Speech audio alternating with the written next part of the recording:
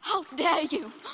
Just got my nails done, and I have immediately started acting different. Oh my God! Think it's okay to transition children? Yeah. To Christianity? No.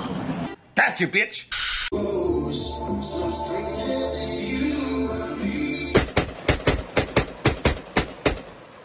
Brilliant! Brilliant! It's your boy Big T. Shout out my boy Dom, Cat Turd, DC Drano, you already know. Peace to Melania. Shout out Junior. Eminem is done. Dear M, you used to be cool, but now you're soft. Maybe you and Tom Hanks both were on that island lost. I used to be a fan until you started getting white guilt. Been quiet till you dissed me. Now you go hear my skill. You said people who support me usually white and broke. Did you forget your roots, M? I got your family's vote. You used to speak your mind and not care about being canceled. Now these Democrats got you out there tap dancing. At least MGK isn't scared to be himself. You and Macklemore are white, but both wish you were in pale. I got more street cred than you, they trouble me in jail. I'm rich and my wife's a supermodel, I can't fail. Mega is a cool word, but I'm thinking about changing it to mega. Please make Eminem great again. I'm about to go martial law on Marshall Mathers. Eminem beating me is fake news like Dan Rather. You said I got you flustered, I bet you really love me.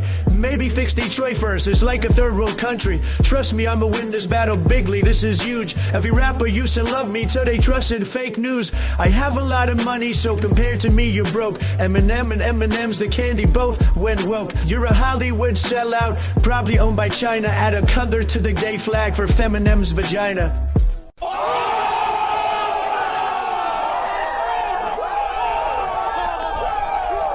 Okay, can I just say one thing? If you're a man and you use the frowny crying face, you're gay. Like, I've always felt like that. Like, men aren't supposed to really feel like sad.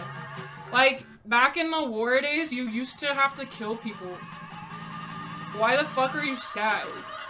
Like, I'm the emotional one. Why the fuck are you crying? The lie detector test determined you are telling the truth. You don't have to go to hell. You're in hell. This is hell. This is hell. This is hell.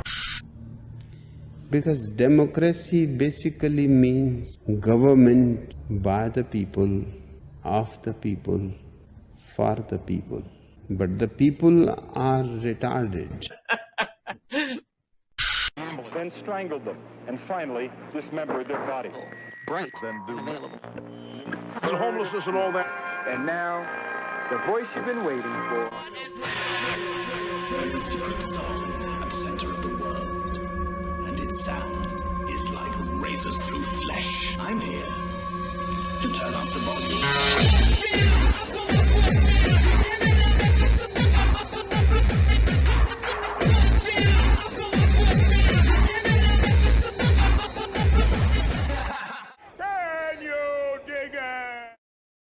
I'm kind of retarded.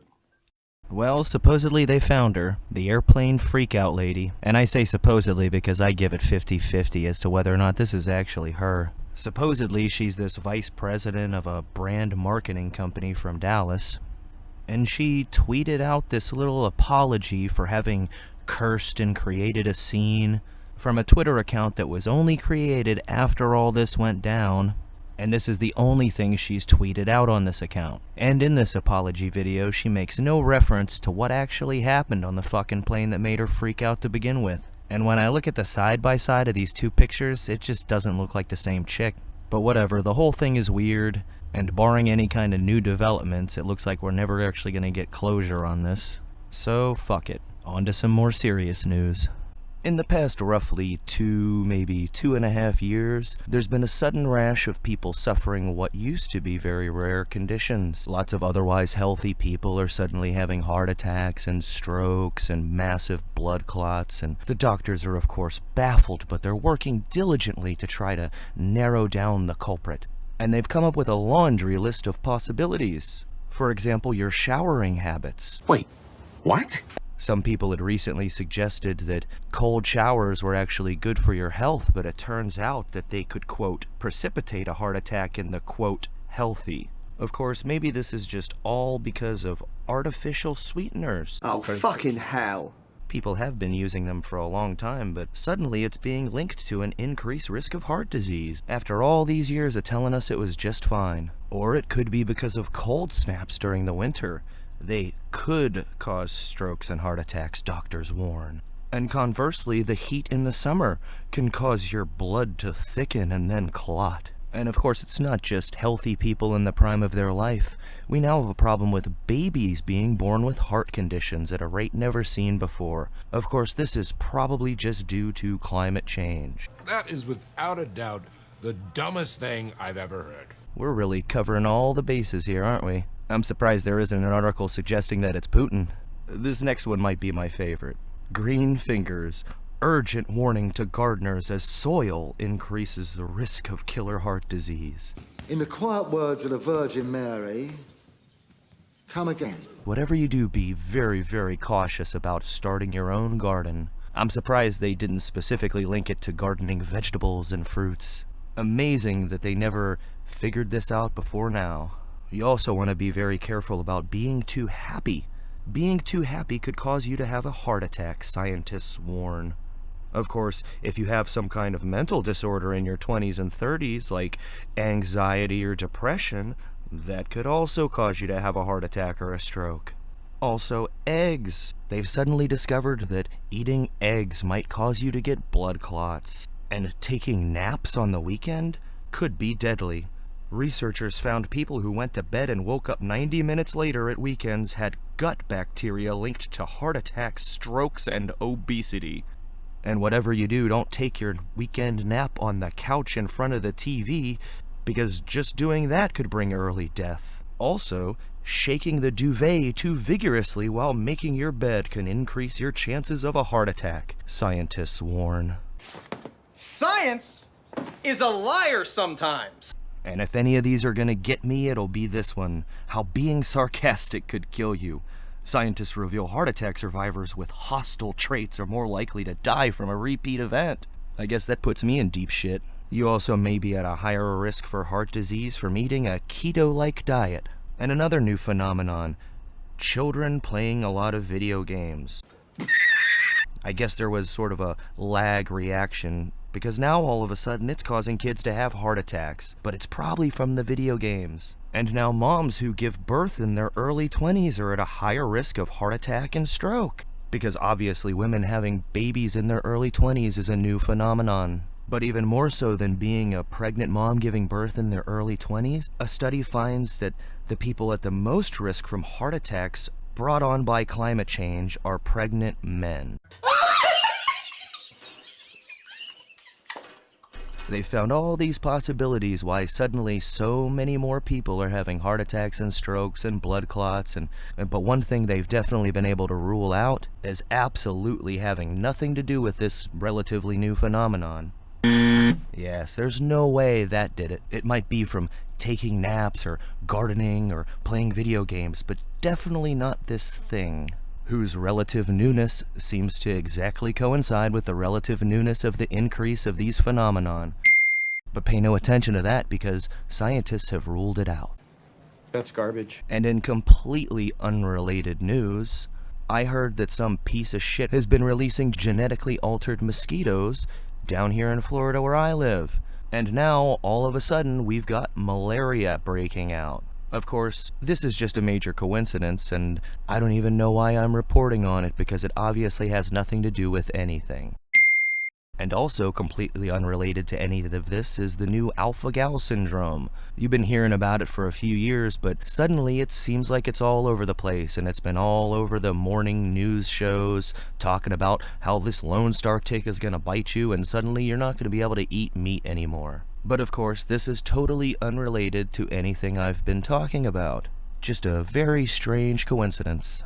And you definitely don't want to pay any attention to what that fuckhead scientist from the World Economic Forum said a couple years back. Use human engineering to help us address climate change. So I'll give two examples. So one is that people eat too much meat, right? And if they were to cut down on their consumption on meat, then they would, it would actually really help the planet. But people are not willing to give up meat. Yeah, you know, some people will be willing to, but other people, they may be willing to, but they have a weakness of will. They say, wow, this steak is just too juicy. I can't do it. I'm one of those, by the way. So, you know, but so here's the thought, right? So it turns out that we know a lot about, we have these intolerance to, for example, I have milk intolerance. And some people are intolerant to crayfish. So possibly we can use human engineering to make it the case that we're intolerant to certain kinds of meat, to certain kinds of bovine proteins. And there's actually analogs of this in life. There's this thing called the Lone Star tick, where if it bites you, you'll become allergic to meat. I can sort of describe the mechanism. So that's something that we can do through human engineering. We can kind of possibly address really big world problems through human engineering. See, like I said. What a coincidence! And now onto the political front. All the GOP presidential candidates were in Iowa this past week, wooing voters at the state fair by trying to pretend like they're human beings.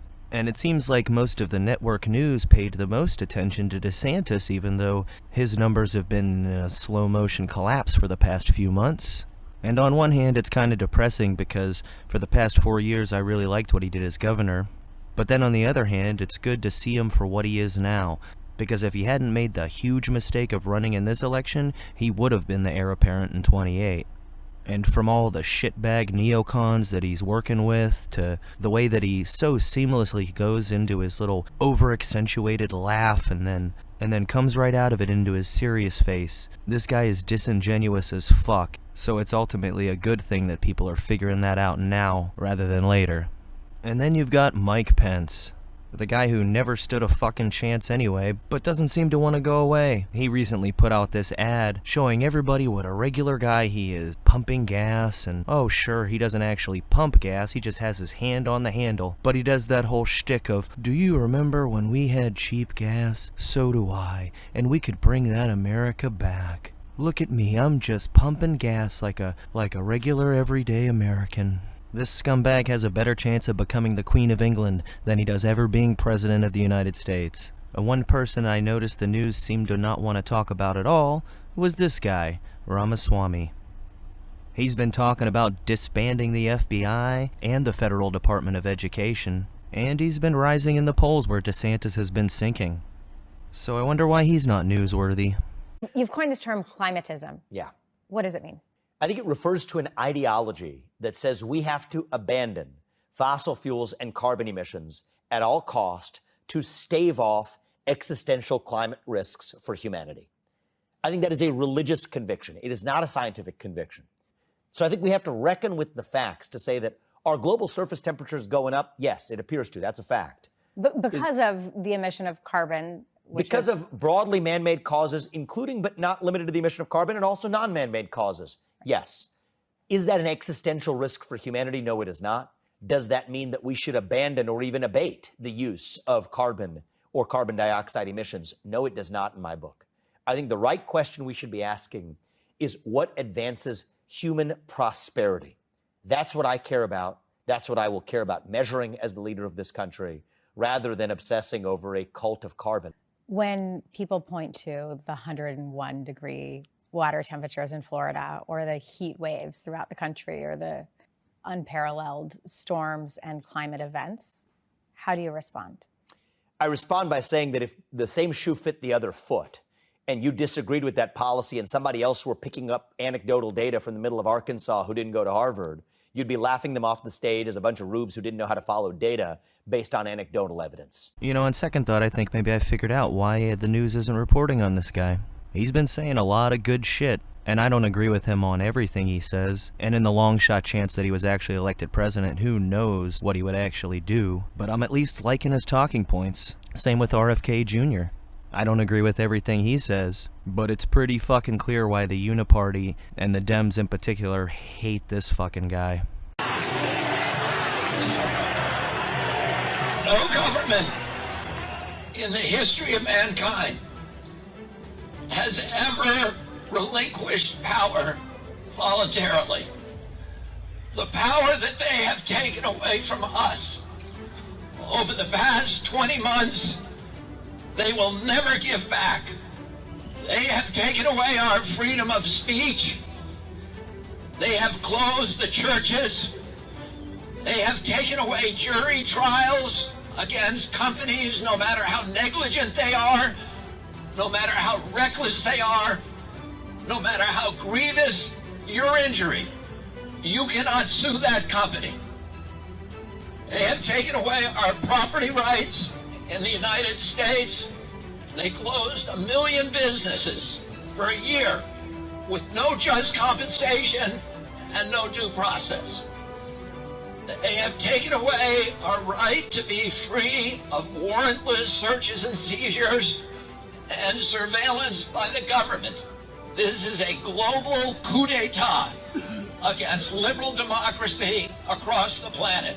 And all of these rights that were taken away from us, these governments said it was temporary, it was only 2 weeks, it would be over. In truth, you can all see what's happening. They are taking those rights and they will never give them back unless we make them.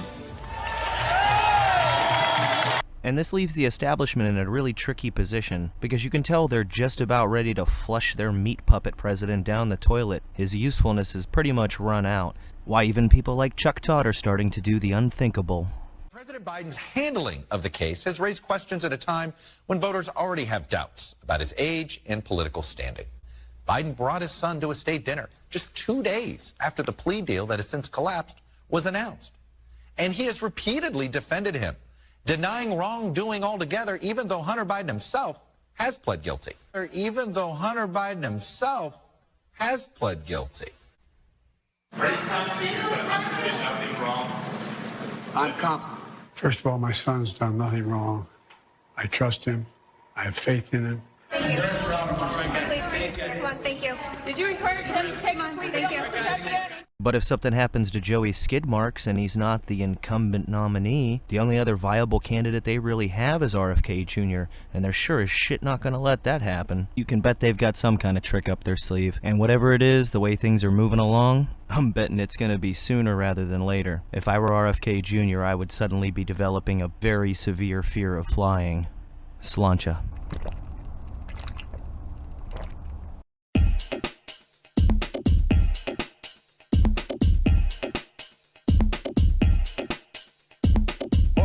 In this world is my thoughts and my words, and I don't break them for no one. You understand? So say good night to the bad guy. So say good night to the bad guy. So say good night to the bad guy.